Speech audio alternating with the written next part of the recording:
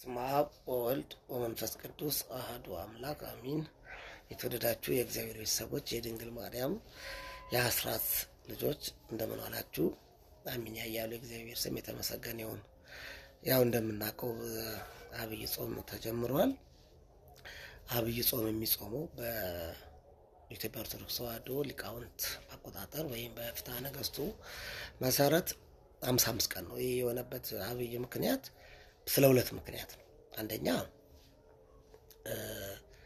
ጾመ ዕርቃልን ከአንድ ሳምንቱ እንጾማለን። ከዛ በኋላ ደግሞ ማማትን አንድ ላይ 15 ቀን ሲሆን 40 እና 15 55 ቀን ይሆናል።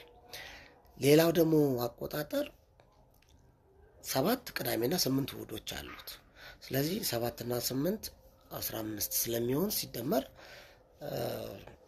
በዚህ ምክንያት 55 ቀን ይሆናል ማለት በሁለት አይነት አቆጣጠር እንቆጥራለን።